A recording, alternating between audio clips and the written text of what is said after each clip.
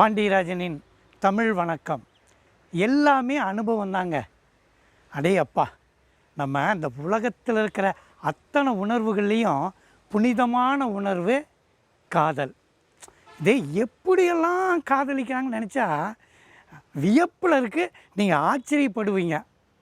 நம்ம பீகார் மாநிலத்தில் பெடிகான்ற கிராமத்தில் 2 காதலர்கள் எப்படி சந்திக்கிறாங்க பாருங்களேன். அந்த காதல் வந்துச்சுன்னா அத்தனை மறக்குன்றதெல்லாம் அதான் உண்மை. நான் வைரமுத்து சொல்லுவார் பாருங்க, அருமையான கவிதை.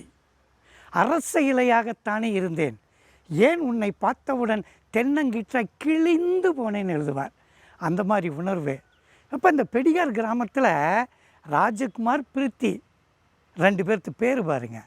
இவங்க சந்திக்கணுன்னா இந்த கிராமத்தில் என்னன்னு ஒரு வழியை தேடுறாங்க. ராத்திரி 10 மணிக்கு ஊர் எல்லையில் இருக்கிற ஒரு டிரான்ஸ்ஃபார்மரை ஆஃப் பண்ணிடுறது.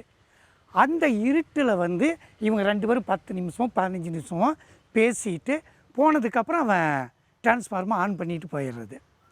இது ரொம்ப நாளாக தெரியல கிராமத்தில். என்னடா ஒரு 10 மணிக்கு 10:15 ஆஃப் ஆகுது அப்படின்னு பார்த்து அந்த ஊர் இளைஞர்கள் திட்டம் போட்டு பார்த்தா 2 காதலர்கள் சந்திக்க ஒரு ஊரையே மின்சாரத்தை ஆஃப் பண்ணுற அளவுக்கு அந்த காதல் உணர்வுடைய வேகம். இது நகைச்சுவையாகவும் இருக்குது இல்லைங்களா? அந்த உணர்வு அவங்களை மேல் நோக்கி கொண்டு போயிருக்குது பாருங்கள். அப்புறம் என்ன நினைக்கிறாங்க, ஓ கரண்ட்டையே கட் பண்ணிவிட்டு பேசுகிறாங்கன்னா இவங்க உண்மையிலே ஆத்மார்த்தமான காதலர்கள்னு ஊரெல்லாம் சேர்ந்து அவங்களுக்கு கல்யாணமே பண்ணி வச்சாங்க.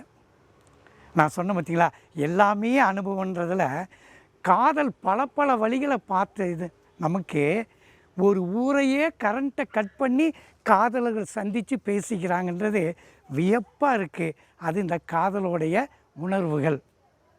நன்றி, வணக்கம். மீண்டும் சந்திப்போம்.